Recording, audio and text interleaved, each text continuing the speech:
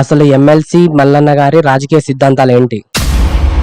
ఒక విషయం ఒక సందర్భంలో తప్పైనప్పుడు అదే విషయం అలాంటి విషయమే ఇంకొక సందర్భంలో ఎందుకు కరెక్ట్ అవుతుంది? ఒక పార్టీలో పనిచేస్తున్నంత మాత్రాన ఆ పార్టీలో వ్యక్తులు తప్పులు చేస్తే వారిని సమర్థించుకుంటూ రావడమే రాజకీయమా?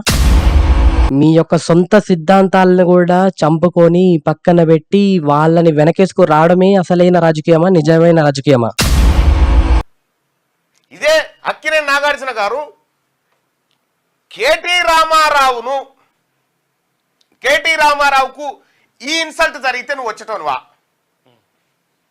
కేటీ రామారావే మీ కుటుంబాన్ని ఇన్సల్ట్ జరిగితే నువ్వు మాట్లాడేటోనువా? ఇవాళ అక్కినేని నాగార్జున గారు సినిమాలు చేసుకుంటే మాకేం ఇబ్బంది లేదు, కానీ ఒక బీసీ బిడ్డ మంత్రి కొండా సురేఖను ఏ మహిళకు కూడా అవమానం జరగవద్దు.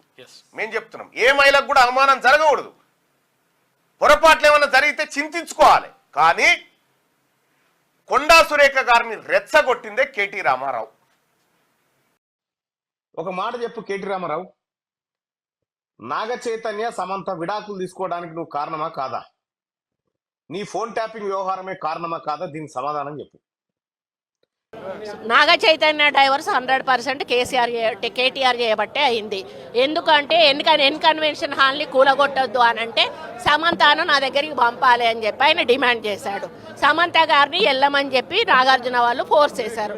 సమంత నేను వెళ్ళను అనింది. వెళ్ళను అంటే వాళ్ళు చెప్తే వింటే విను, లేకపోతే వెళ్ళిపోండి, డైవర్స్ ఇచ్చారు.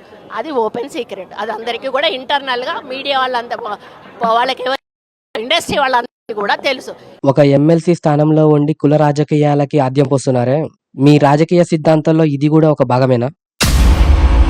అసలు ఎవరు ఎప్పుడు కులం అనే పదాన్ని ఈ సంఘటనలోనే వాడలేదు, కానీ మీరు వాడుతున్నారు. ఇలా చేయటం మీ రాజకీయ సిద్ధాంతమా?